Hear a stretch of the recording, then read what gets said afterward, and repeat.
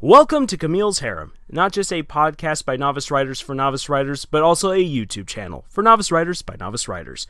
Because writing is an adventure, it's more fun with friends. And I, Lars, will be your host in this fight analysis, as I today break down and analyze the fight of the Battle of Zzyzx.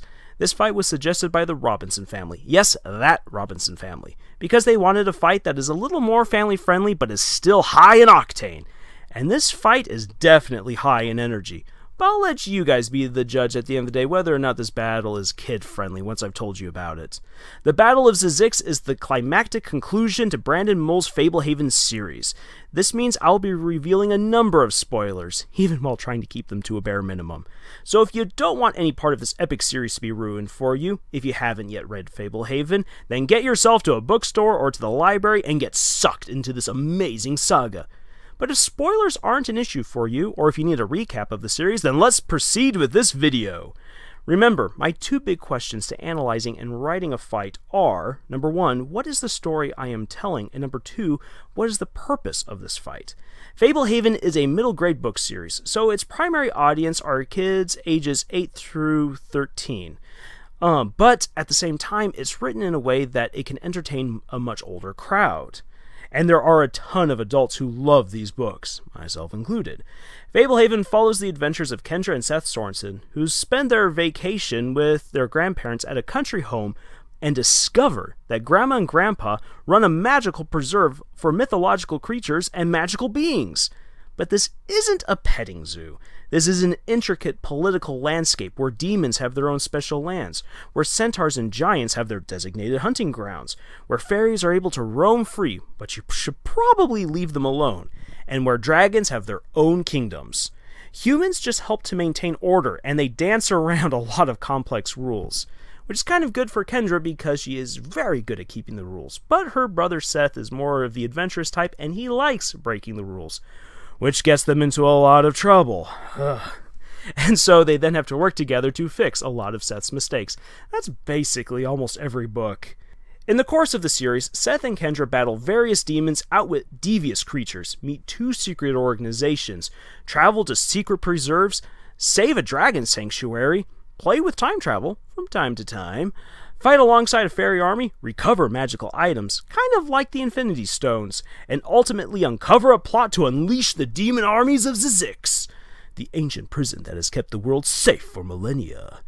So if that doesn't sound epic to you, nothing will.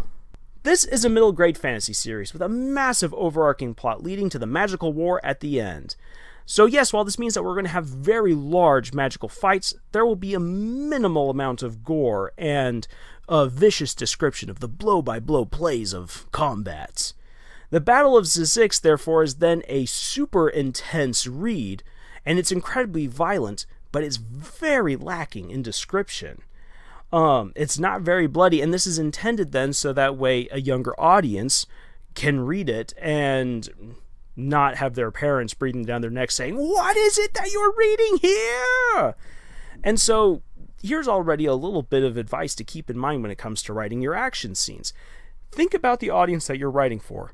If you're writing a kid series, it's totally fine to have as much action in there as you want, but you have to be careful with how you describe things. You want to make sure that you keep your descriptions at the quote-unquote tolerance level of your audience. So the younger your audience is, the more you need to dial things back. The more adult they are, the more in depth you can go. So, I mean, that should kind of go without saying, but once again, I wouldn't want someone who's writing something meant for 7 to 10-year-olds and have it where a character is beheaded in awesome gory fashion. You might have to edit that out, or you might just get your book turned away. Any case, moving on. Let's address the purpose of this fight. This is where the fun really begins. Remember, this is where I have a look at the events that lead up to the fight, the mechanics of the fight itself, and the consequences. The battle before the gates of Zzyzx is the culmination of 5 books worth of plot development, character arcs, accruing magical items, and the buildup of a fantastic backstabbing conspiracy. Listing out all of the events that led up to this fight would be a very tedious list indeed, because Brandon Mull brilliantly stacks the outcomes of each book on top of the other to paint a larger picture of the world and what kind of chaos you're about to get thrown on into. So these quick events I'm about to list out for you will basically help you understand where we're coming from when we get to the Battle of Zzyzx. So, starting in ages past, the wizards discovered a way to imprison demons in a hold called Zzyzx.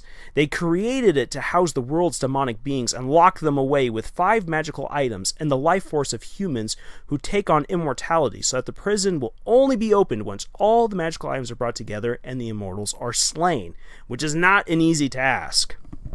And while this prison was being made, the demon King Gorgrog attacked the Fairy King and took his body as a trophy, which led to the Honor Astrid Guard, which guarded the Fairy King and Fairy Queen, to be dismissed from the fairy realm. And the Fairy Queen, in her anger, gave the wizards her blessing to attack Gorgorog and imprison him and his followers into the demon hold, which they then did, thereby liberating humanity from demonic control. Humanity had been controlled by the demons to feed off of their fear for hundreds of years, if not thousands of years, which made the demons incredibly strong. So once the demons were gone, humanity was saved. Huzzah! But this meant now that since humans could now interact freely with all other mythical creatures, it kind of led to a contest for the earth. So the last great wizarding deed was that the wizards created the magical preserves to grant as much land as they could to all of the mythical creatures and give them a place to stay where they wouldn't have to fight humans for control of resources and land. And what demons weren't rounded up to be thrown into Zzyzx previously, they were given the choice: either come peacefully into the keeps, or you're going to be incarcerated onto these preserves, which is how all the demons finally got locked away. So now we skip ahead untold centuries, and we go to a preserve called the Living Mirage, where a slave meets the demon Nagiluna deep under a fortress, and together they hatch a plot that will free them both and usher in a world of freedom and equality. Then we take another time skip, roughly 500 years, to Kendra and Seth, where they discover the mystical world of Fablehaven, and they have to work together to save their family's preserve from Bahamut, who happens to be a cool demon. And this attracts the attention of the secret societies of the Evening Star and the Knights of the Dawn. The Evening Star, which wants to release the demons, breaks into Fablehaven, where they discover that it houses one of the special magical keys to unlock Zzyzx, and Kendra has to save the item, which then kicks off a race to gather all of the keys before the Society of the Evening Star can open the prison. Along the way, Kendra is made fairy kind by the Queen of the Fairies for her pureness of heart and to empower her to stop Bahamut. Being fairy kind gives Kendra a lot of awesome abilities. She can now speak with all creatures of light. She can see their spells and know their language. Seth, on the other hand, becomes a shadow charmer, which he is christened to become by the demon Growlithe, in order to help him save Fablehaven from a demonic plague. And as a shadow charmer, Seth now has access to all spells of darkness. He can see through all kinds of trickery, and all dark creatures can communicate with him. So, using their powers of being fairy kind and being a shadow charmer, Seth and Kendra are able to do a lot of good for the Knights of the Dawn, who are trying to keep the demon prison closed. But this leads to a quest in which Seth gets imprisoned at the Living Mirage. However, he's able to break out with the help of the unicorn Bracken. And Seth returns to Fablehaven and to Growlithe to repay him for all the help he's given him. And he does so by healing Growlithe from an ancient disease using one of the magical keys, the Sands of Healing. However, Growlithe immediately turns on Seth and steals the key and breaks Fablehaven, throwing Seth into the middle of a mythical war zone. So Seth then has to really clean up shop, and he's encouraged by a special message through time by his relative, Patton Burgess, who really needs his own book series. And Seth then goes on a quest with 2 satyrs, a golem, and a traitor to retrieve the fabled sword Vasilis, the sword of light and darkness. Meanwhile, Kendra teams up with Bracken the unicorn, and they break out of the Living Mirage in order to rescue the immortals from being killed by the Society of the Evening Star. But bolstered by Nagiluna and Growlithe, the Society is able to overrun the Knights of the Dawn, and they easily slaughter the immortals. So having been defeated at every turn, Kendra and Bracken reunite with Seth, who has retrieved the sword Vasilis, and they prepare themselves for the final battle. Whew! That was a lot to get through, and I left out as many spoilers as I could for people who have not yet read the books because I do not want to tarnish the experience of just reading through this awesome series. So seriously, people, get on that if you haven't done it already. Even still, not having all the spoilers to inform you at the moment will not now detract from the Battle of Zzyzx itself. Zzyzx is on an enchanted island, secluded from the rest of the world, and a fairy shrine, or a portal to the fairy realm, stands guard over the doors. And Bracken finally calls to himself all of the Astrids, and offers them a chance to redeem themselves from their previous failure. And it is then revealed that, yes, Bracken the Unicorn is the son of the Queen of the Fairies herself. And this makes Kendra fall for him even more, like, woo! Hearts in the eyes.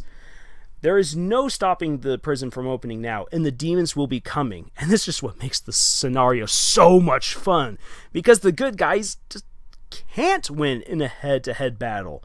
The Wizard Order is all but dead, the demons are in such large numbers, they don't have a large army, and the only hope that they might be able to get is if the Wizard Agad lets dragons out of a dragon sanctuary, which might not be the best thing. But Agad promises them that he will come with the cavalry, but once again you're fighting a giant horde of demons, and yeah, it's going to be rough. And as Bracken says, he's going to be fighting against the Demon King, who took the entire Wizarding Order to defeat, to even just imprison him in Zzyzx alone. They don't have that order anymore.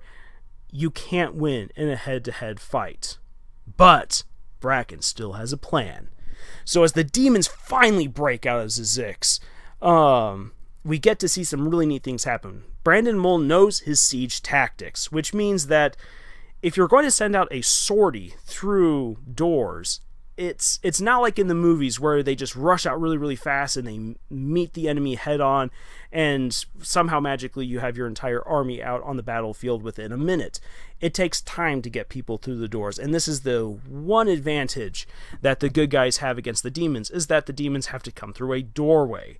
And so it means that they can concentrate their efforts on fighting them. So the vanguard of demons is quickly getting slaughtered by the Astrids and by the unicorns and fairies, so Gorgorog comes out himself to face down Bracken, and this is exactly what they want, because as Gorgorog is distracted, this gives Seth a chance to sneak past the Demon King and confront Growlithe and Nagiluna himself. And so this is personally my favorite part, because here Seth finally confronts the demon who trained and then betrayed him.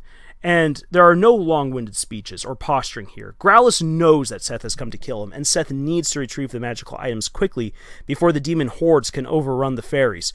So Growlithe kind of taunts Seth a little bit, noting that yes, he has Vasilis, but stating that it takes a man far greater than Seth to wield it. But then Seth draws the sword, and Growlithe pauses, because the sword is gleaming in angry red, and it burns with the lust of death, and it is powered by the darkness of Seth being a shadow charmer, but also tempered by the goodness of Seth's heart, and fueled with righteous retribution, because the reason why Vasilis is such a special sword is because it takes the essence of your soul and turns it into a weapon in your hands.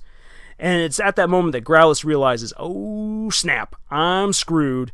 And he looks at Nagiluna, he's like, you lied to me, you witch. He said, you said that the sword had not taken to him. And Nagiluna's like, ha ha, I'm a demon, I screw everyone over just like you do.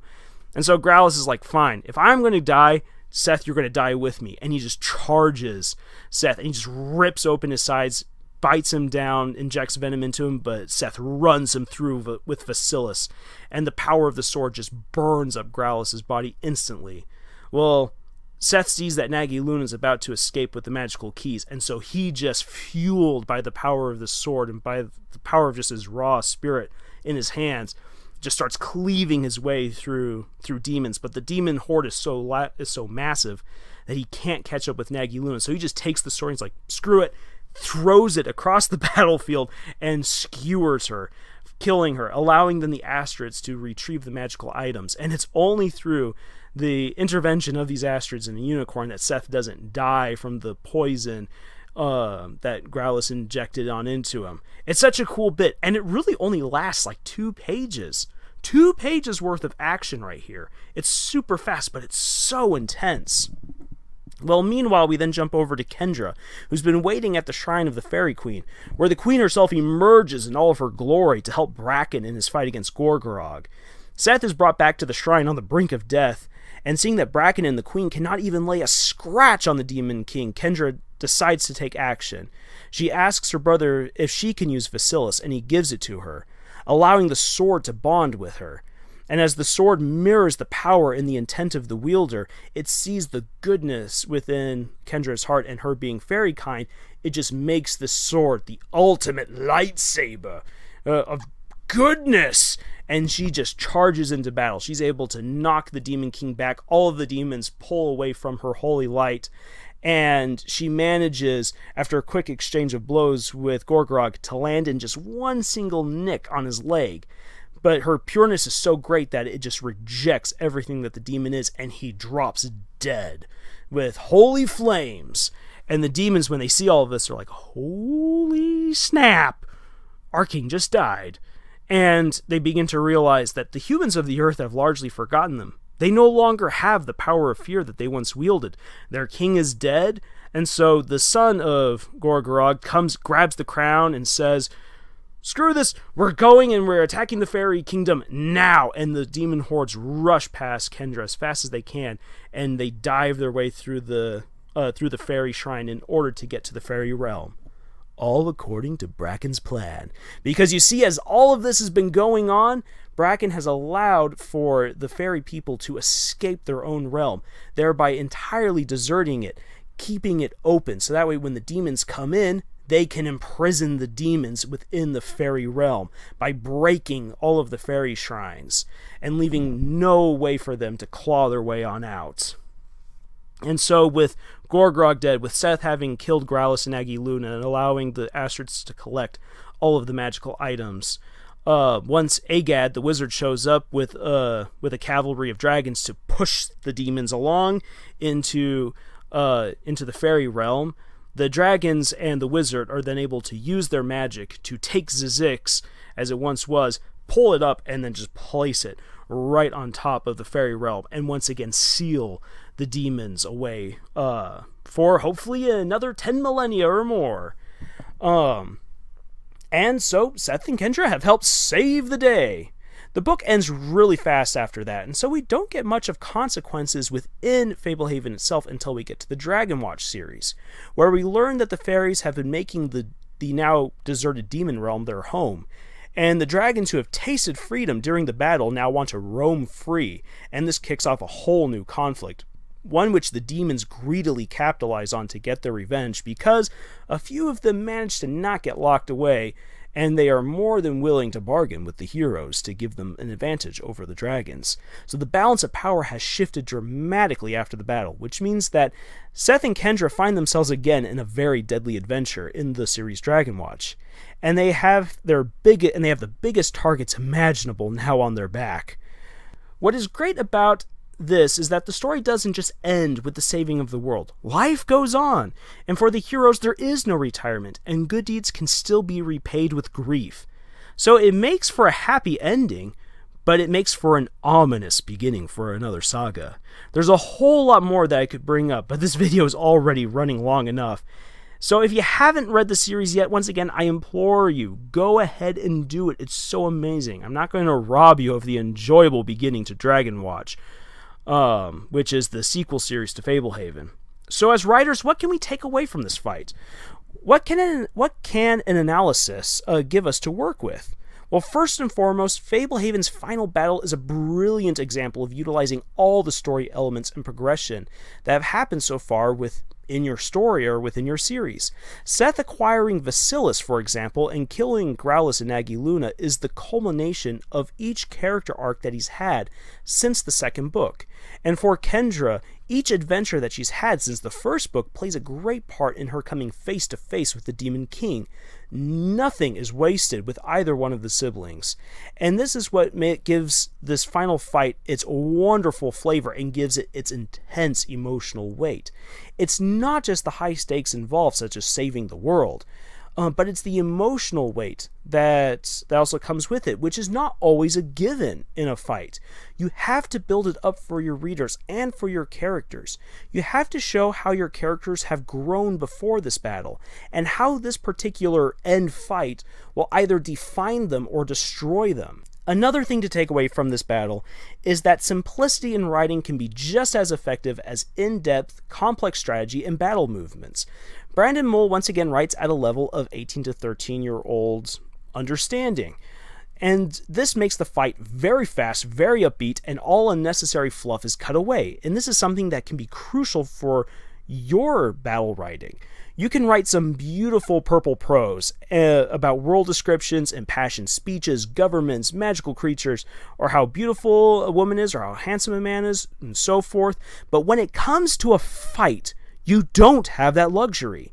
It needs to be allowed to flow in a way that isn't hindered by over description. If, for instance, you have a massive battle going on between two sides, it's mortal combat. It's either you win the day or you're going to be slaughtered. As the valiant soldiers on both sides are fighting, you don't stop for an entire paragraph to say, oh, and by the way, there was this beautiful backdrop of snowy peaks in the back, and cold wind could be felt blowing nicely down into the valley, where birds were singing over the ruckus of the battle, and the blades of grass were being squashed under heavy iron foot. No, if you say stuff like that, you've really derailed your own fight right there. So you can't go into massive description when you're writing your fight scenes. Being able to make it flow nice and quick is usually the best way of going about it. So cut out all of your fluff. That's a big thing. Finally, know your audience. The Battle of Zzyzx is written on a grand and violent scale that older readers are able to enjoy and be engaged in, but it is not adult enough to alienate younger readers and their parents. It's not just about writing a great fight, it's about making sure that it's, marketable. Again, know what kind of story you're telling.